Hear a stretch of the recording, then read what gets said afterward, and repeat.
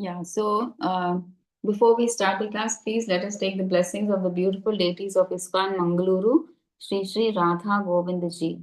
Shri Shri Radha Govind Ji ki Jai. Okay, so we were actually our chapter name is like chapter 8, offenses to be avoided, and we discussed up till 23. So 24 onwards, we'll try to read. Okay, 24. One should not fail to worship the deity according to one's means. In Bhagavad Gita, it is stated that the Lord is satisfied if some devotee offers him even a leaf or a little water. This formula prescribed by the Lord is universally applicable, even for the poorest man. But that does not mean that one who has sufficient means to worship the Lord very nicely should also adopt this method and try to satisfy the Lord simply by offering water and a leaf. If he has sufficient means, he should offer nice decorations, nice flowers, and nice foodstuffs and observe all ceremonies. It is not that one should try to satisfy the Supreme Lord with a little water and a leaf, and for himself spend all money in sense gratification.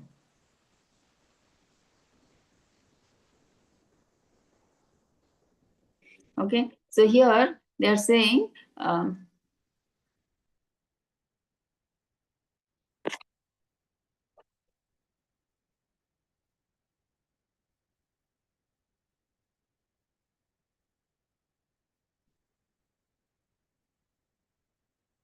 once again, are we in chapter 8 itself or 9?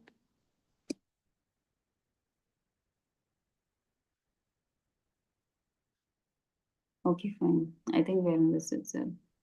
We did chapter Hare Krishna Mataji Hare Pranam. Krishna Mataji, Pranam Mataji. We did chapter 8 last time. We finished chapter 8, Mataji, or we are in 9? I think there was a little bit left or something you said. 1 second, Mataji.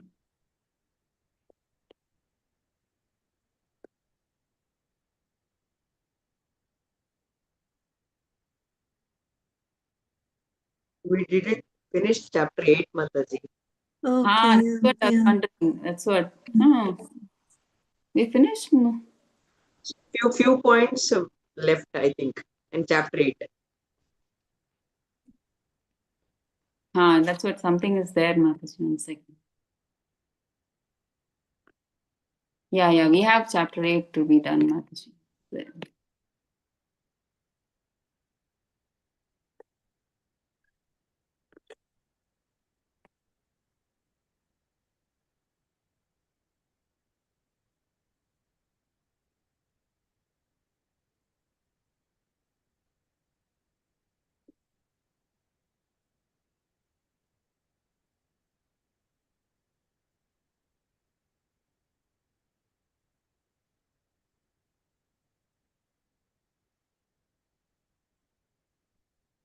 Okay, so here they're saying that if you want to offer, like, see, the devotional service is so easy that even they're saying in this point that even a poor person, like anywhere you can get a leaf, right? You can get tulsi leaf, you can get a flower, you can offer water. That itself is an offering to Krishna, right? So even the poorest man can offer something to Krishna, but that does not mean that everybody has to offer the same thing. See, if you have enough money, if you're opulent enough, you provide nicely. You provide nice flowers to the Lord, nice bhoga, nice offerings to the Lord, according to your capacity. So whatever is your capacity, you have to serve the Supreme Lord. Okay, 25. One should not eat anything that is not offered first to Krishna. So we should see, if we don't offer anything, I mean, whatever we prepare, anything, be it for breakfast or snack or cereal or anything that you prepare, it should be first offered to Krishna. So it's like we are showing our gratitude to Krishna. Say, thank you so much, Krishna. Please, you honor it first, and then please give it to us. I mean, like as prasadam, we'll have it later. So we are just showing our gratitude to Krishna. So one should not eat anything that is not offered first to Krishna. So we are showing our love for Krishna by offering that bhoga to Krishna.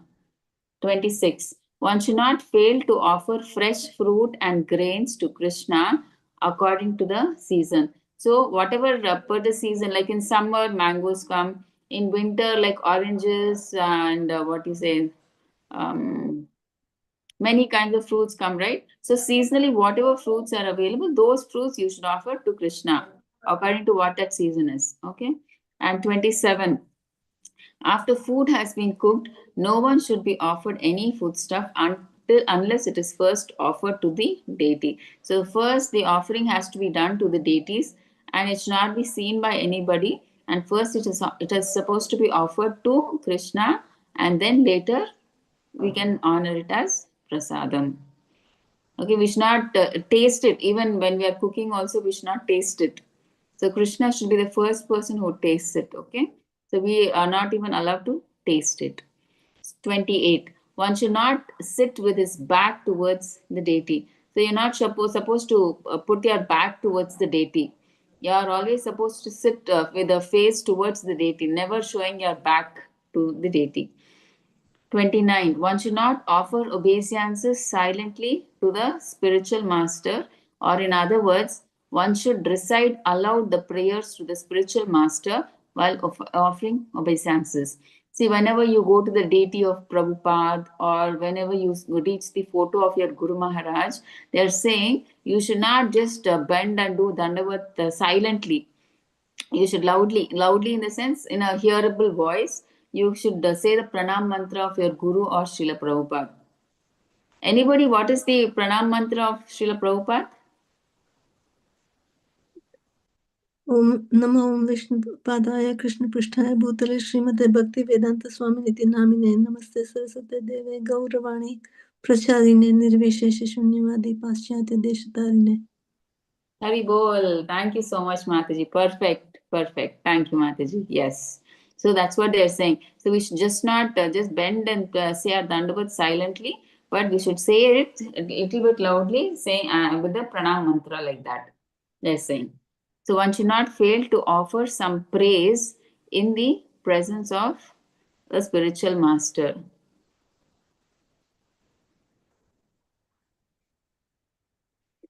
One should not fail to offer some praise in the presence of the spiritual master.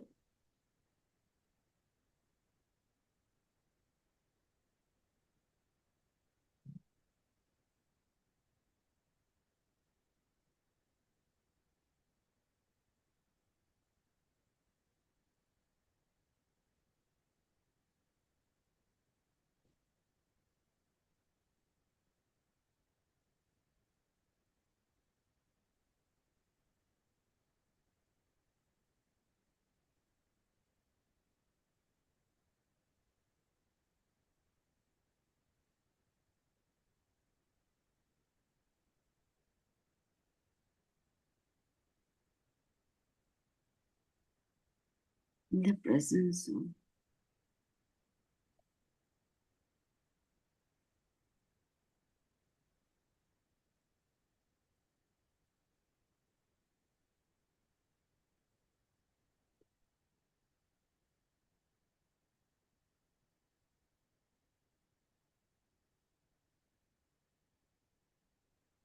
Okay, so here in this shloka, they're saying that when the spiritual master is present, so we should not remain silent or we should not be careless. We should try to praise and show our gratitude to the spiritual master. We should try to praise him, to offer him praise and our thankfulness because it is the spiritual master who helps us understand God and he shows us the right path in life. Okay, so we should try to glorify the spiritual master. We should not just sit silently or we should not be careless in front of our gurus. Okay. One should not praise himself before the spiritual master. So it's self-explanatory. So we should, though sometimes, the disciple may be intelligent, but still before the spiritual master, he is just like, he should be humble. Okay, he should not think he's intelligent. He should not say that I am great, you are nothing. Okay, like that. So one should not praise spiritual master. He should always try to be humble, even though maybe he's talented, but he should be humble and behave in such a way that he does not know anything. 32. One should not deride the demigods before the deity. So one should not praise, what do you say? What do you say?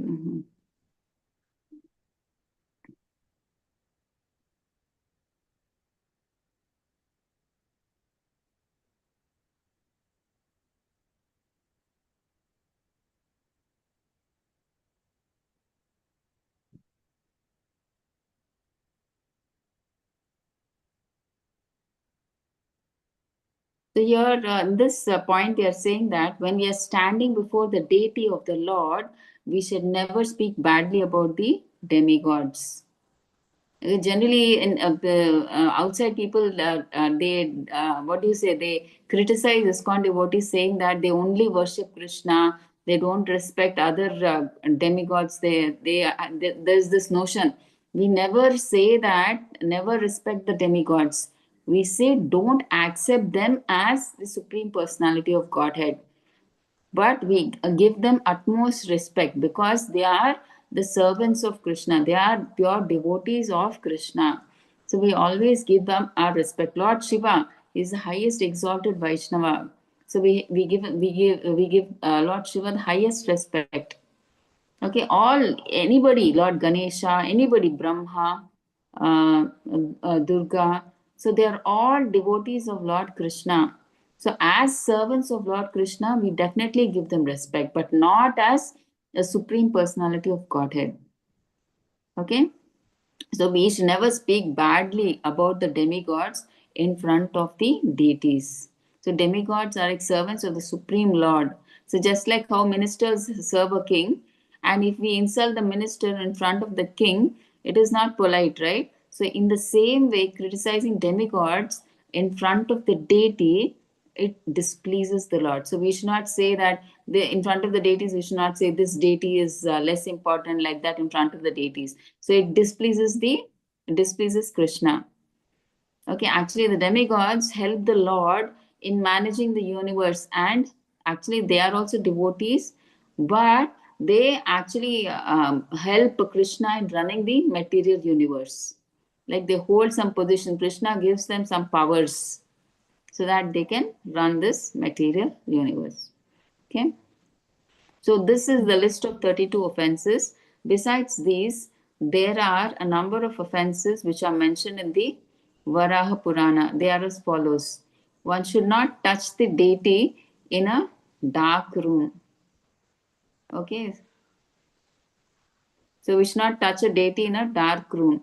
So one should not fail to strictly follow the rules and regulations in worshipping the deity. So for worshipping a deity, there are some rules and regulations which we should strictly follow.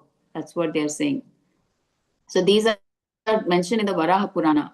So that we should remember. One should not enter the temple of the deity without first making some sound. See, when we enter the temple, first it seems we are supposed to knock the door, right?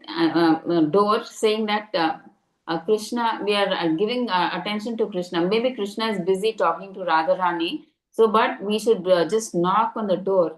There's a door to the entrance of the temple, right? So we should just knock or just clap our hands like this and tell Krishna that, like by saying that we are attracting the attention. So by that, Krishna knows that we are coming into the temple. Okay.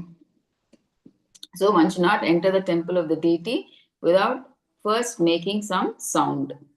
So one should not offer, because why? Like when we are doing that sound, maybe see, even at home also, when we are trying to enter our altar, we make some sound. Maybe Krishna is busy with something, right? So we don't want to disturb him. So for that, we try to intervene and we just make some sound saying that, oh, we are coming in. Okay, so like that, just to show that we are coming. We just don't, maybe Krishna is in some private conversation and suddenly we enter and we disturb Krishna. It should not be like that. So outside itself, out of respect, we just try to make a small sound saying that, oh, I'm sorry, Krishna. But like when that sound is created, it means that we are seeking the attention of Krishna. Okay, like that. One should not offer any foodstuff to the deity which has been seen by dogs or other lower animals. So, foodstuff generally we don't allow. I mean, like we don't allow other people also to see generally. Even dogs and other lower animals also should not see the foodstuff. So when we see it, the food going to the temple, they cover the plate totally, and they open it when they take it into the altar. So it should not be seen by anybody, not even animals or even human beings. So it is totally covered and it is opened when it is taken into the temple altar. One should not break, because we are all materialistic people. When we see the food plate, we don't see it as I mean, like food that is being sent to the deity should be very pure, right? We may have the desire, oh, gulab jamun, very nice, nice. So we think from material type point of view, and we may contaminate. Even before Krishna has it, our eyes are on it. Oh, how nice if I could eat it. So that should not be there.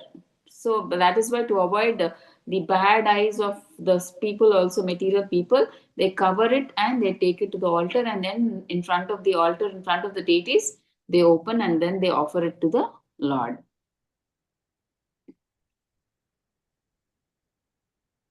One should not break silence while worshipping.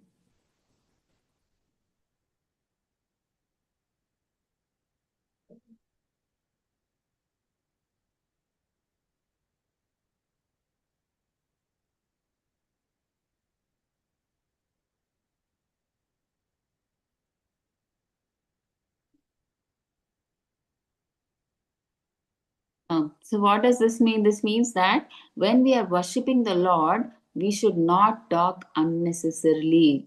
Silence is important because it keeps our mind focused on God. Okay, so talking while praying is like trying to listen to music with our eyes closed while someone is shouting. Okay, if someone is shouting and even if you have the music on, so what use? It becomes very hard for us to focus on that music, right?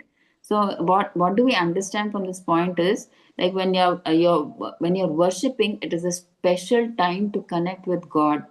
So silence helps our heart and mind stays with Him. Okay, so speaking unnecessarily, it distracts us and makes the worship less effective. So try to be calm as much as possible and focus, just connect with Krishna.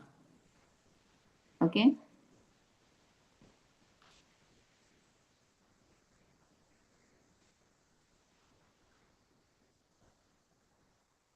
One should not pass urine or evacuate while engaged in worshipping. So when you are worshipping, you should not pass urine or evacuate. But in case you have to pass urine, it is said that you have to wash your feet and hands. Or if you evacuate, they say that if you have to continue worshipping, you have to take your bath. Okay. 7. One should not offer incense without offering some flower. One should not offer incense.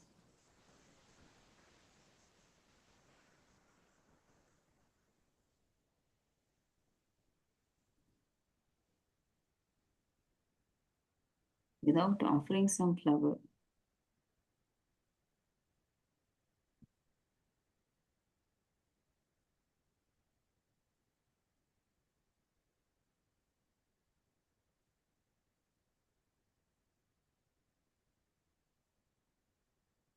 So here they are saying in this point that when we offer incense means agarbatti to the Lord, it should always be done along with flowers. Okay, alone it should not be offered. It should be offered along with the flowers. So flowers, because flowers give a sweet smell and everything, right? So offering incense alone, it's like what do you say? Is not that good. I mean, it's good, but they're saying if it is combined with flowers, flowers means it shows love and respect. Okay, and by offering incense or agarbatti, it makes the atmosphere pure and fragrant. So, offering both together makes our worship complete and pleasing to the Lord. Okay, so we should always combine agarbatti or incense by offering some flower. Both simultaneously should happen. Okay, 8. Useless flowers without any fragrance should not be offered. See, many people they offer flowers which have no smell to Krishna. So we should not offer flowers which have no fragrance, no smell. Like, see, some rose flowers, they have no smell. Some rose, they give nice smell. But any flower which has no smell should not be offered to Krishna. Only flowers with fragrance, which give a nice smell, should be offered to Krishna. One should not fail to wash his teeth very carefully every day. Okay, so we should wash our teeth carefully every day. One should not enter the temple directly after sexual intercourse. So it is explanatory, okay? Mm, which, because if you enter with that mood, the you will not have feelings of spirituality, right? You are into so much of material attraction. That's why they say with that mood you're not supposed to enter the temple. Okay, so one should not. So even if you want to enter, you have to nicely take a bath, wear fresh, clean clothes, and then you can enter directly without. I mean, like you can't enter like that.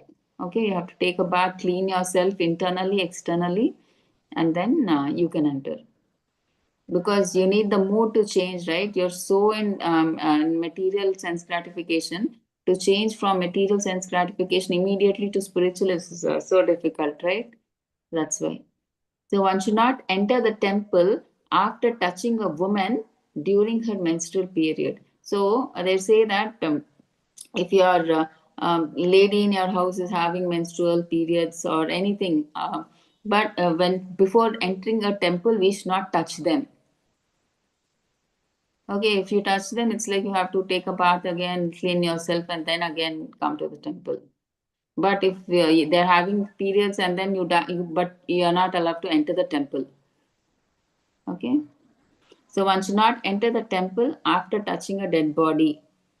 Right? Okay. Anyway, see, after generally when we go to a funeral, we what do? We don't even touch. We don't even see our deities. We don't even touch anybody first. We directly go and take a bath, cleanse ourselves, and then we have to enter the temple if you want to enter the temple. Okay. So one should not enter the temple wearing garments of red or blue color or garments which are unwashed. So unwashed, obviously we can't enter. We need to wear fresh garments. And anybody can tell why garments of red or blue color are not allowed in front of the deities? Any idea?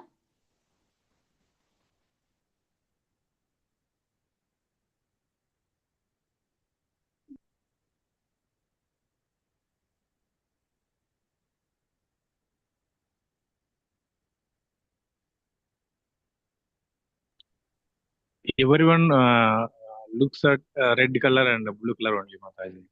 Exactly, Prabhuji. Exactly. Correct answer. Actually, because when you wear bright colors, they will look at the person who are wearing bright colors. Now they will not look at the deity because red is so bright, blue is so bright. So people will start seeing them instead of the deities. So you should not dress yourself in such a way that you are attracting everybody's mind. The mind should always go to the deities, not to you or the person who is wearing that red or the blue dress. So exactly. Thank you so much, Prabhuji. Hare Krishna. 14. One should not enter the temple after seeing a dead body. Okay, so we should not enter because we have to cleanse ourselves by taking a bath and then we can come. So one should not pass air within the temple. Okay, self-explanatory. We should be clean, not I mean, like, should not pollute the environment. So we should not pass air in the temple. So one should not be angry within the temple because in the temple we are supposed to be we are in front of the deities and we are supposed to be in peace. So we are not supposed to show our anger in front of the deities because they are the authority there. Who are we to be angry in the temple? So we should not show our angry, we should not be furious in front of the deities. In the temple itself, we are not supposed to be angry. So 17, one should not enter the temple after visiting a crematorium. So we should not enter the temple after, I mean, like after you attend a funeral or something, you're not supposed to come directly. but you can have a bath and then you can visit the temple. So directly after from the crematorium, you can't directly come and enter into the temple. You can bathe and then purify yourself and then come into the temple. One should not belch before the deity. So until one has fully digested his food, he should not enter the temple. So you should not, it seems when we eat to the full, to the neck, we get that sound, right? Belching sound. Gurk, we say that, no? That sound you should not do before the deity. So it is said that that is considered irrespectful. So until one has fully digested his food, he should not enter the temple. With so much food and belching, he should not enter the temple. So this shows that his material sense gratification. Okay, so his spiritual mood is not there. So that's why they say once the food is digested, then only he can enter the temple. 19. One should not smoke marijuana or ganja. So the drugs are not allowed, right? We should not take drugs and enter the temple. That is not allowed. So one should not take opium or similar intoxicants. These are also drugs. We should not take them and enter the temple. So one should not enter the deity room or touch the body of the deity after having smeared oil over his body. So sometimes we smear our body with oil, right? So with that body smeared with oil, we are not supposed to enter the deity room, or we are not supposed to touch the body of the deity.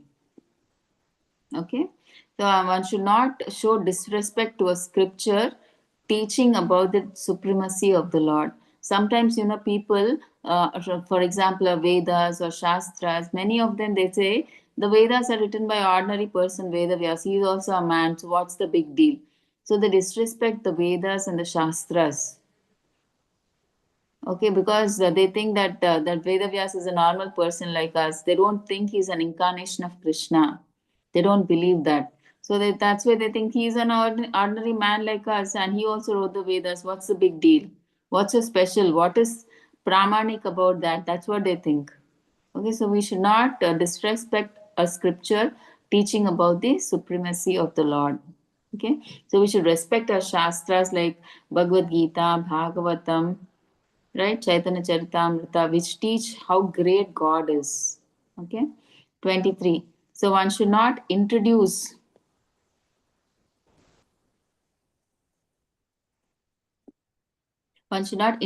any opposing scripture, and we should not try to introduce new scriptures. So whatever is there in our parampara, so only those scriptures we have to read, not some scripture which is against our scripture.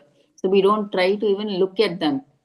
So we try to read, as far in our ISKCON, we try to read whatever scriptures, whatever books Prabhupada has given us, that is more than enough for us to awaken love of Krishna. We don't have to go anywhere outside. We don't have to read any other scripture outside. So Prabhupada gave us everything. He gave us it is said that if you can read these books like what?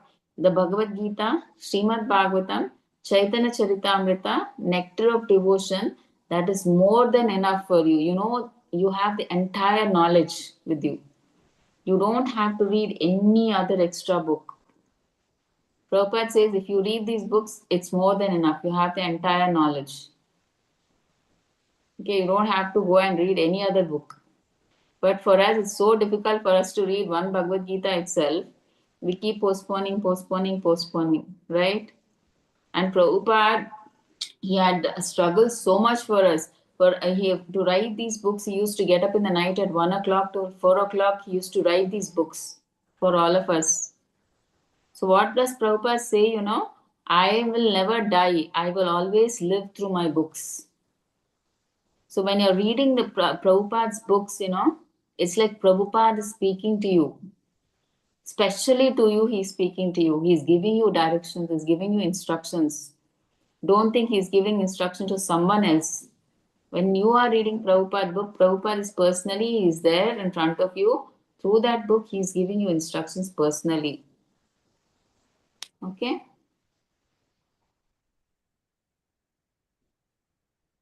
So we should not read outside scriptures. Whatever Prabhupada has given, you just read those. That's more than enough for us. Okay? 24. one should not chew betel leaf before the deity.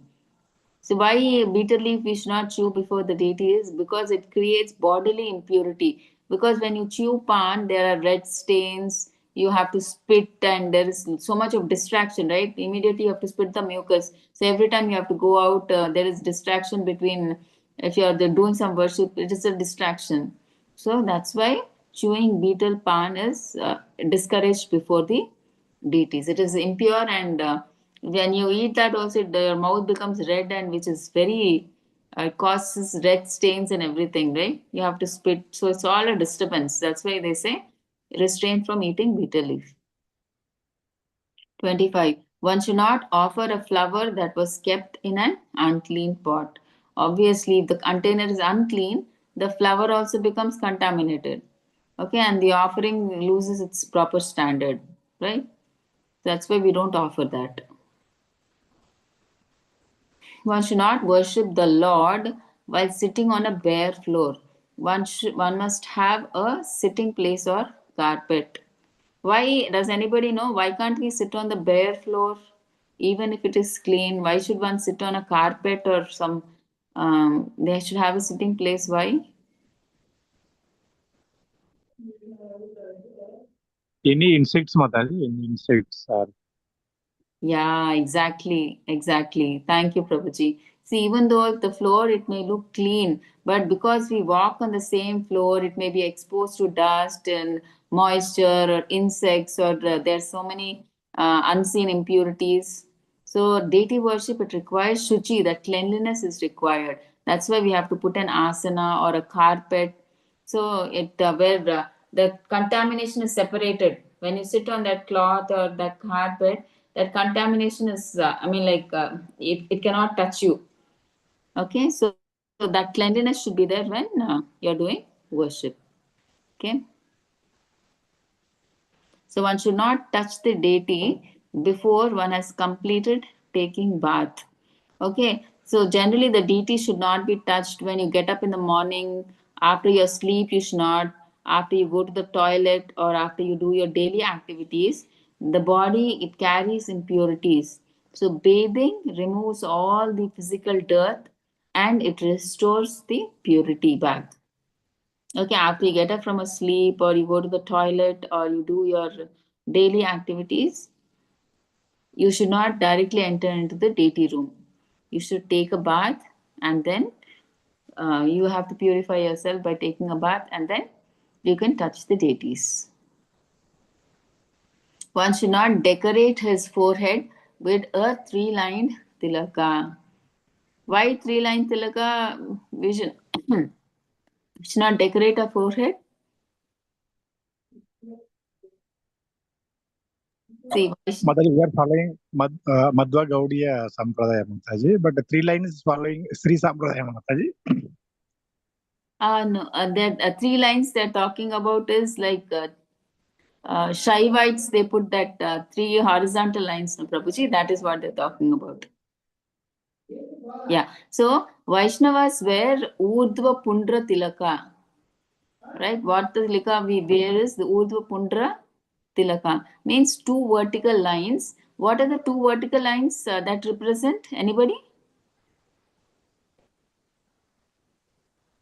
Chadana of God, Supreme Yeah, Lord. exactly. Perfect. Thank you, Mataji. They represent the lotus feet of Krishna or Vishnu. And that down we put one leaf, right? That is Tulsi Maharani, always at the lotus feet of Krishna. So that is two lotus feet, and below there is Tulsi Maharani. So that is our tilaka. So the three-line tilaka means is associated with Shaivites. Three horizontal lines they put, that is the tilaka put by Shaivites. Okay, so it is not meant for Vaishnavas, Vaishnava identity. When anybody sees a Vaishnava, like they see us with the Urdu Pundra Tilaka. And Shaivites means they have those three horizontal lines. So a Tilaka generally shows whom you are worshipping. Okay, it indicates that. So as a Vaishnava, we should put the Urdhva Pundra Tilaka showing that we are a Vaishnava. One should not enter the temple without washing his hands or feet. Because why should we wash our hands and feet? Because we may have so much dirt from our daily activities, and we should not enter a temple which is a pure place or a sacred place, right? So that's why we should wash our hands and feet before entering into a temple. Other rules are that one should not offer foodstuff which is cooked by non-Vaishnava. One should not one should not offer foodstuff which is cooked by non-Vaishnava, because non-Vaishnava, he may be in a different consciousness. So when a devotee cooks, he is in the consciousness that he is cooking for Krishna. He is totally Krishna conscious, right? He's either listening to a speech of Lord Krishna, or listen to a bhajan, or he's listening to the chanting, whatever. But he's Krishna conscious when cooking. But a non-Vaishnava, he cooks with the intention that, oh, I have to get so much money, where this property, that property. He will be doing cooking with that materialistic propensity. So which should not be offered to the Lord, right? It is not pure. So that's why we should not offer foodstuff which is cooked by a non-Vaishnava. Next, one should not worship the deity before a non-devotee.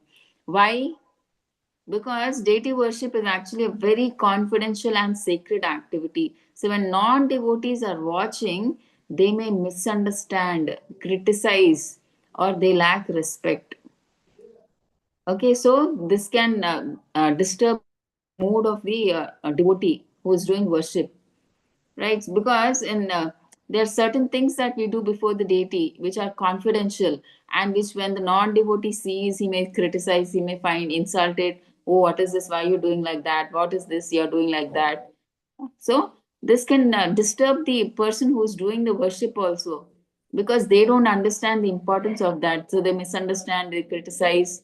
So like that. So so this will disturb the person's mood who's doing the worship. So that's why it should be done in a way, in a very, I mean, like the puja worship, when you do it, it should be done in a pure, focused, devotional atmosphere.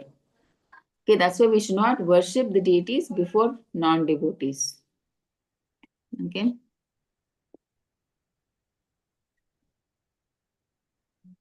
Oh, one should not engage himself in the worship of the Lord while seeing a non-devotee.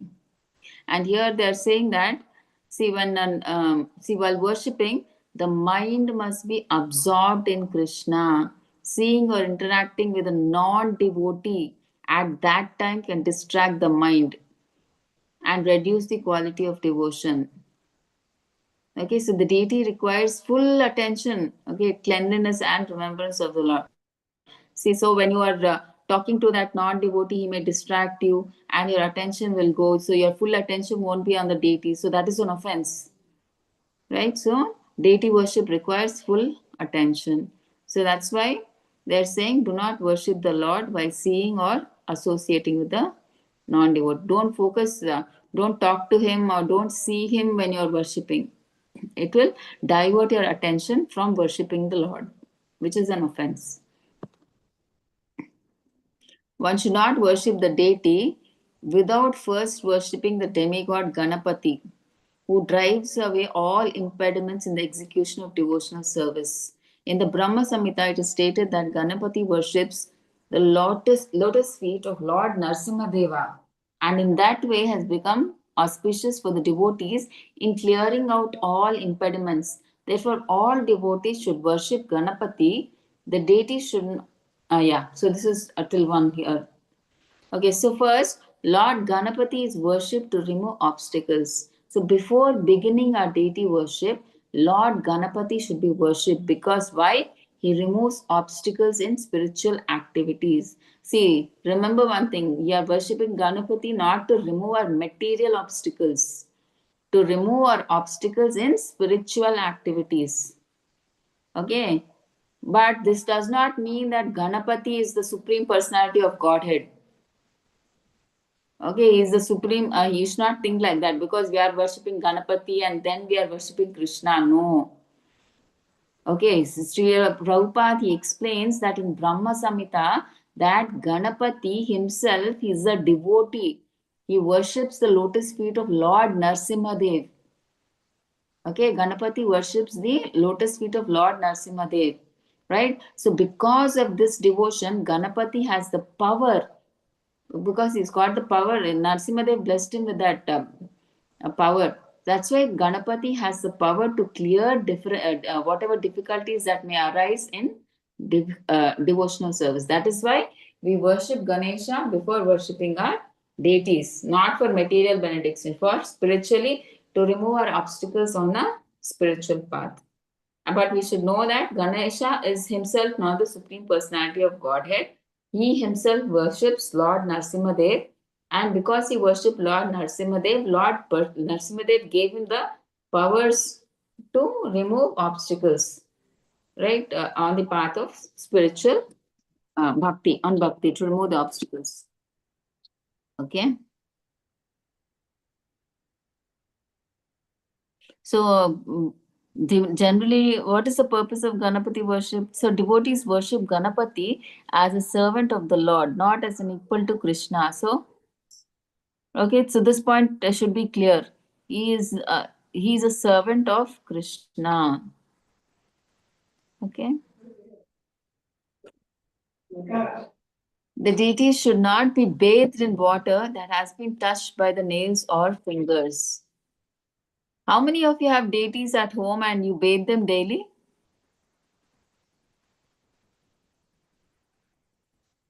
Mataji, I have Laddu Gopal only. Like I Yeah, bathe. Mataji. Yeah, how do you bathe him, Mataji? I daily Mataji, I take some warm water, put some Huh? tulsi leaves, Huh? one tulsi leaf on it, and on a clean plate, I will put one tulsi leaf and then put those idols on it, and just call, means like just take name of Yamuna Devi and give him bath, and just How like do you, that only. yeah, how do you, like, do you touch him and do you clean him, or like how do you bathe him, Mataji? Mataji, Or you just, sometimes like when we have to put like some with curd or something we do, na, that time I means I just with hands I will wash him with using my hands, whole oh, body I will smear it, but not daily, Mataji. If I am doing with only water, plain water, I don't do it like that. So I oh, will just I will first put the water on his legs, and then mm, slowly going up, I will pour the water until after that I will at the end I will put water on on his Hari, head, yeah, and that is the that correct was way, Mataji. Hari bol. So actually, Haribol. even Okay. I never used to know, like I used to daily bathe with by touching and by like how we bathe, no, Mataji. I used to bathe Laddu Gopal, even I have Laddu Gopal. So I used to bathe him like that. But after when I read this point, then I wondered, oh, we should not bathe him. I mean, like it should, our nails or fingers should not touch the deities, it seems. Okay, it's Okay, contaminating. Mataji. Okay, Sorry, okay. Mataji. Okay, Mataji. I also first time I'm listening this, so because I means sometimes like with curd and all, like we have to put our fingers and Yeah, wash correct. that, no? Correct. Yeah, So okay, yeah, okay, yeah. So this here, I that's what understood. actually the deity should not be bathed in, should not be bathed in water that has been touched by our nails or fingers. It seems how we should wash is we should just take a cup, and in that water, that water in that cup should not be touched by our fingers or anything. Directly, we should just take a spoon or pour it on our deities, or just take that cup and just pour slowly. That's how we should bathe, it seems. Our nails or Okay, fingers Mataji. should Okay, not. Mataji. No, no, I'm not telling you, Mataji. Generally, I'm just I will telling that. take care, Mataji. I Yeah, will take care. Yes, and that, because I have a small cup, like and a big bowl in which I keep the water, bathing water, and I dip my hand inside the water to get the water in that cup, and so that is wrong way, right, Mataji? With uh, long, yeah, so we have to be like taking care, like we should not touch it. Yeah, got it. Yeah, we should not touch our nails and fingers. It seems directly that cup we should lift and just pour it on the deities. It seems that's it. Okay, okay, Mataji. Yeah. Yeah, thank Thank you, you. Mataji. Yeah, Thank you, Mata. understood. Yeah. Next point is when a devotee is perspiring, he should not engage himself in worshipping the deities. So, sweat is considered impure and shows that the body is disturbed. Because when we sweat, we have worked so hard, right? And our blood is pumping. So, our body is like disturbed, right? That's why it's considered impure. So, the devotee should first, that's why when he's sweating, he should first take a bath. He should wash himself, refresh, become clean, and then he can come into the temple. Okay, and similarly, there are many other prohibitions. For example, one should not cross or step over the flowers offered to the deities. Why? Because the flowers which are offered to the deity, they are very sacred. They have already been used in Lord's service. So we should not step over them or show disrespect or carelessness towards the devotional items, right? So we should be very careful. We should not step on the flowers that are already offered to the deities.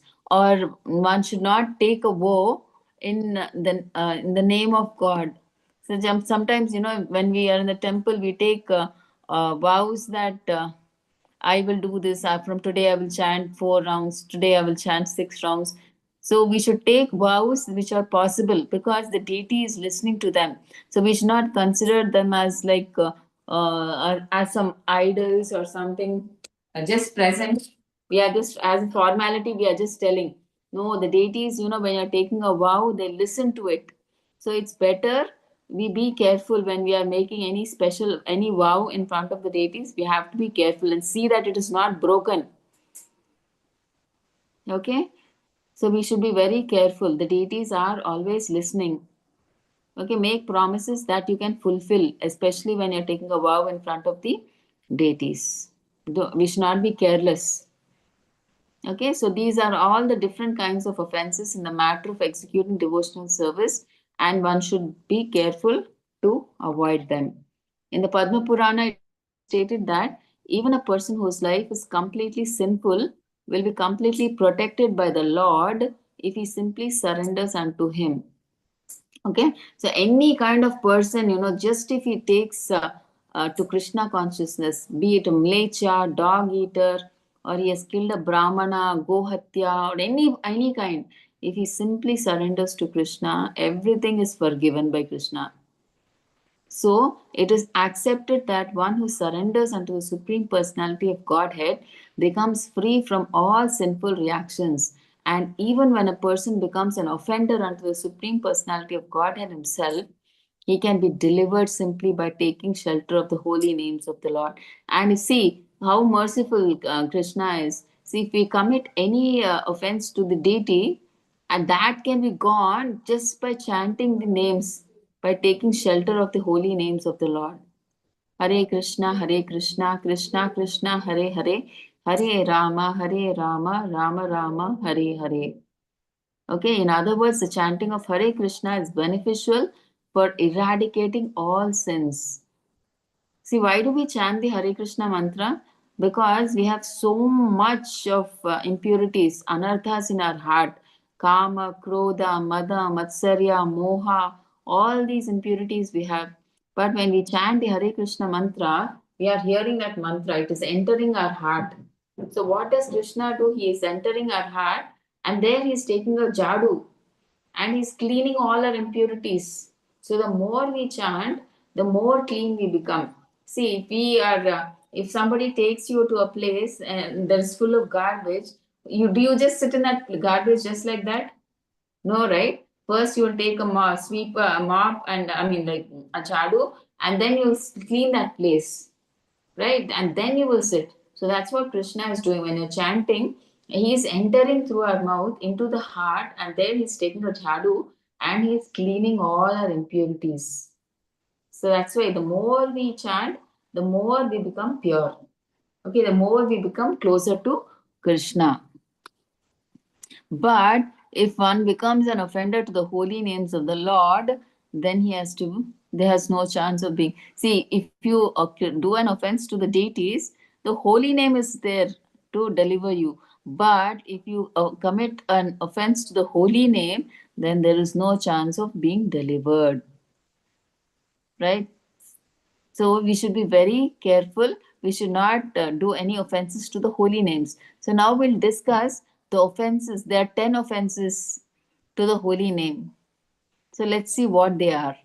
First one is to blaspheme the devotees who have dedicated their lives for propagating the holy name of the Lord.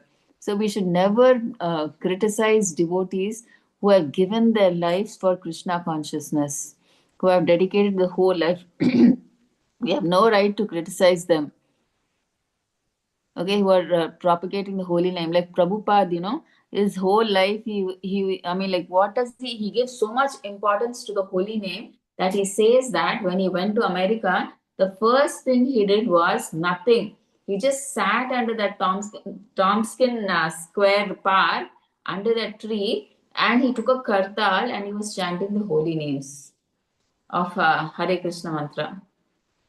That is how he started ISKCON, he says. That is how much importance Prabhupada gives to the holy name. Okay, it is so important. Okay, so we should never blaspheme the devotees who have dedicated their lives for propagating the holy life, who have given their whole life for Krishna, for propagating the holy names. So we should be very careful. In fact, we should be very careful not to blaspheme any devotee who have dedicated their life for Krishna. Okay, so that will, if you criticize some devotee like that, you will fall down spiritually. Okay, so to consider the names of demigods like Lord Shiva or Lord Brahma to be equal to or independent of the name of Lord Vishnu. Sometimes the atheistic class of men take it that any demigod is as good as Supreme Personality of Godhead Vishnu. But one who is a devotee knows that no demigod, however great he may be, is independently as good as the Supreme Personality of Godhead. Therefore, if someone thinks that he can chant Kali, Kali or Durga, Durga and is the same as Hare Krishna, that is a great offense. Okay, so here they're saying that the demigods, there are 36 crore demigods, and we should never consider the demigods as equal to Krishna or Vishnu, who is the Supreme Personality of Godhead. Be it Shiva, Lord Shiva, Brahma, Ganesha, Durga, or anybody, Kartikeya, right? They are all demigods. They're all servants of Krishna. They can never be on an equal level with Krishna or Vishnu. And like many people, now those who are in the who are in this impersonal Brahman, now many of them, they think that God has no form. Since God has no form, we can think of any God as Supreme Personality of Godhead. They think, yeah, Shiva is Supreme Personality of Godhead, Ganesha is Supreme Personality. Whomever you want, you can think one demigod as the Supreme Personality of Godhead, and they start worshipping them as everything. Some take Saraswati, some takes Goddess Lakshmi, some take Lord Shiva, Lord Brahma. Whoever comes to their mind, all the demigods they will take and they will worship them as Supreme Personality of Godhead. But you should not do that. That is an offense. Because all these demigods can never be worshipped on an equal level with Lord Vishnu or Krishna. That's an offense. Okay. Third, to disobey the orders of a spiritual master. See, we should never disobey the orders of a spiritual master. See, once you have selected a spiritual master, but even if you like or not like it, you have to follow obey the orders of a spiritual master. Okay, until you select a spiritual master, it is up to you. But once you have decided, okay, he is my spiritual master, and you are initiated, now it is your duty to follow the orders of the spiritual master. You should never disobey the orders of the spiritual master, because the spiritual master, whatever instructions he gives it for you, for your benefit, not in a material perspective, right? He is always worried about your spiritual thing. He worries about your soul. right? He has nothing materially that he gets from you, right? So you should not, and there's no way that you can disobey the orders of the spiritual master. He always says something for your benefit. Okay, so that's why even you should never disobey the orders of a spiritual master. It's an offense. Like because of that, you will lose your taste for chanting. Okay, 4, to blaspheme the Vedic literature or literature and portions of the Vedic version.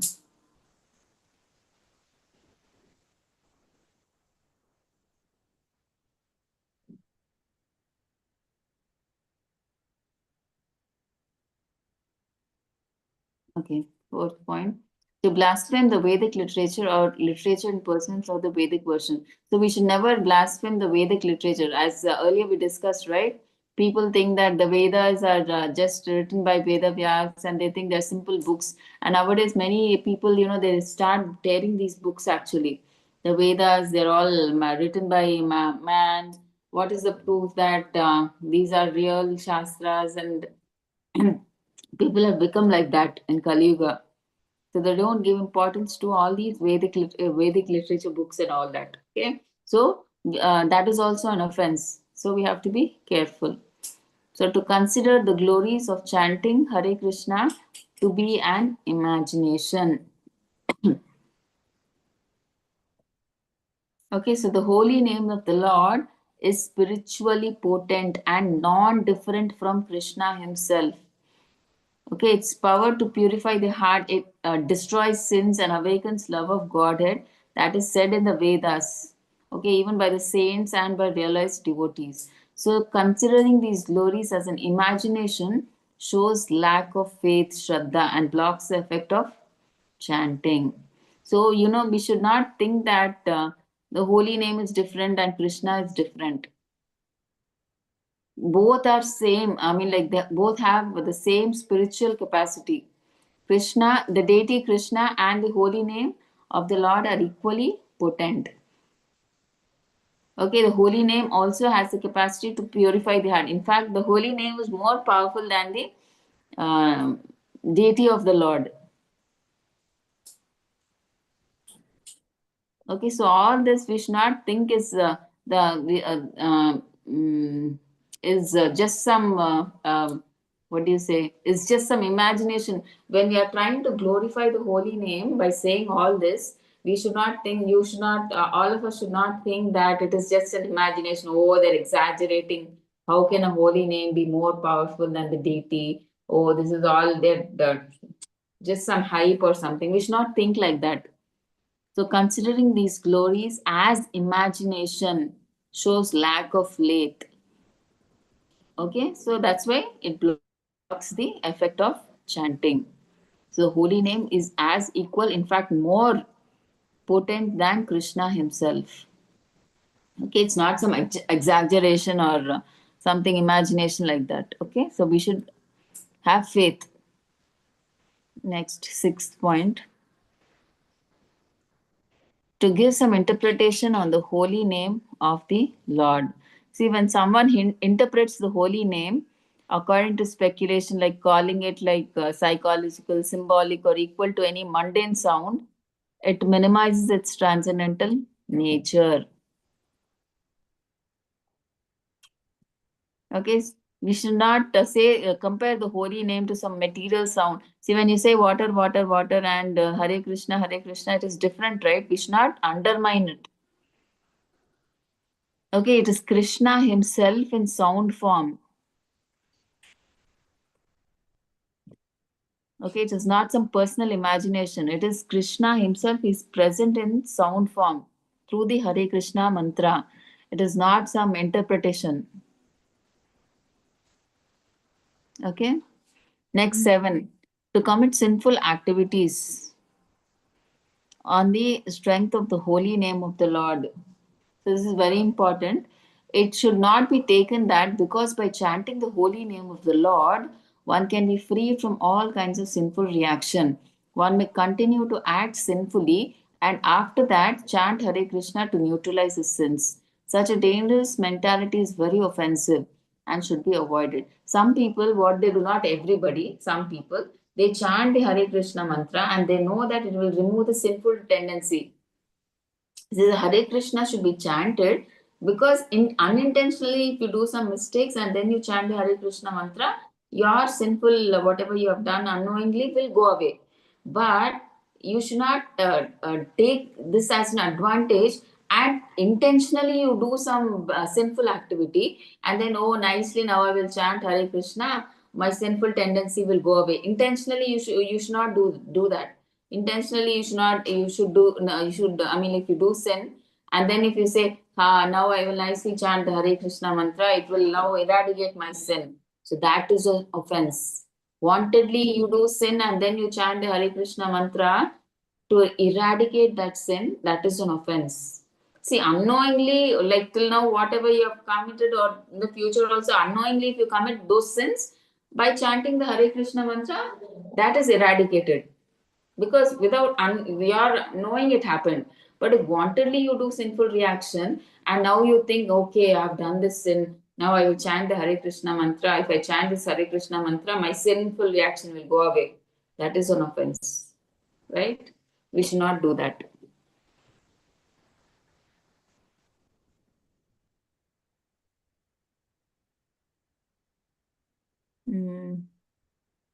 Yeah, 8. To consider the chanting of Hare Krishna one of the auspicious ritualistic activities offered in the Vedas as fruitive activities, Karma Kanda. Okay, so we should not consider chanting of the holy name as a pious act. Like it is, we should not think it is meant for, we should chant the holy names for material benefits like good health, wealth, or heavenly enjoyment, like that. We should chant the holy name only for pure devotional service, like to get Shuddha Bhakti. Okay, that is why we should chant the holy name. To awaken that love for Krishna, that bhakti, that love for Krishna. That is why we chant. We don't chant for material benefits, right? For the karma kandi or something like good health or wealth or material benefits or heavenly enjoyment. Not for such things. It's not a karma kanda activity.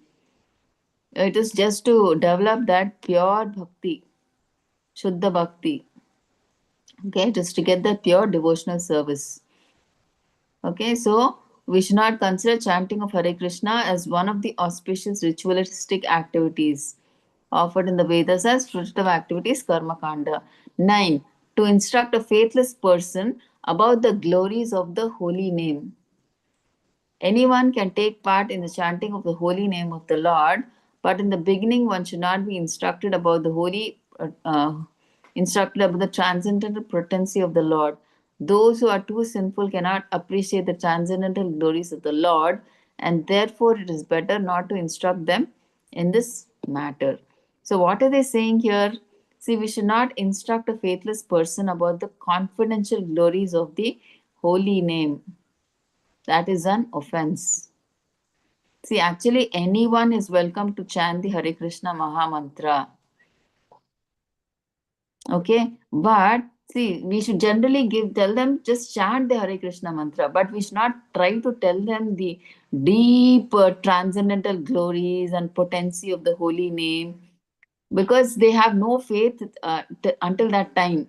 So if we try to tell them all the deep philosophy and the transcendental meaning and everything, they will have those who don't have faith, or they will like when they hear these deep explanations, they talk in a they may talk in a sinful way or a disrespectful way.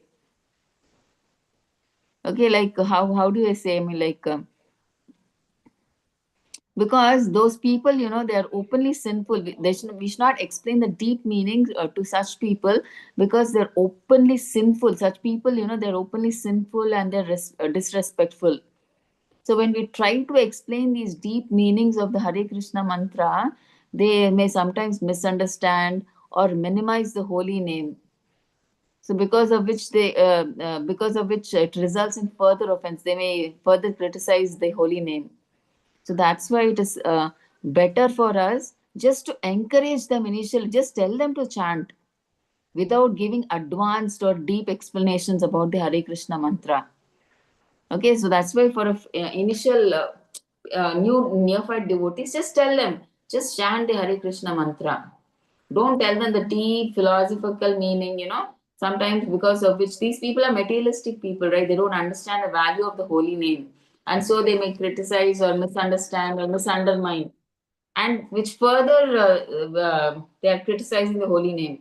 It becomes further an offense. So it's better simply we tell the new people, just take up to the chanting of the holy name. It will benefit you so much. Okay, don't give them that deep philosophical touch. Okay, so that sometimes they may criticize and it may further become an offense. Okay, just tell them simply, just chant the Hare Krishna mantra. It is so much beneficial. That's it. Don't give them advanced explanations. Okay, so 10, to not have complete faith in the chanting of the holy names and to maintain material attachments even after understanding so many instructions on this matter. So if we know that chanting Hare Krishna is very powerful and good for us, but still we do not believe it fully, or we keep holding on to our bad habits and material desires, then it becomes a mistake. Okay, now we know that the Hare Krishna mantra is very powerful. It is good for us. Okay, but still we do not believe it. And we still keep clinging to our material desires, old material habits, old bad habits, material desires, then that is a mistake. Okay, chanting, it works best when we trust it and try our best to follow what we learn. So Krishna is very kind. He does not expect us to be perfect at once. He only wants us to believe in the holy name, chant sincerely, and slowly try to become better. Okay, we have to improve. We have to come to a stage where we get that vairagya. See, if you are chanting sincerely, means you will get vairagya. Definitely. If you are chanting perfectly, means you understand that you're getting detached from the material world. That is the test for you. Okay, the more vairagya, the more you get detached from the material world. So that is the test, that you're chanting your Hare Krishna mantra perfectly. Okay. So these are the 10 offenses to the holy name. This is very important for us because finally, holy name is our ultimate shelter in Kali Yuga. But if we commit offenses to the holy name, nobody can save us. So we have to be so careful while chanting the holy name. Okay, so with this we complete chapter 8 and we'll try to start with chapter 9 in the next class.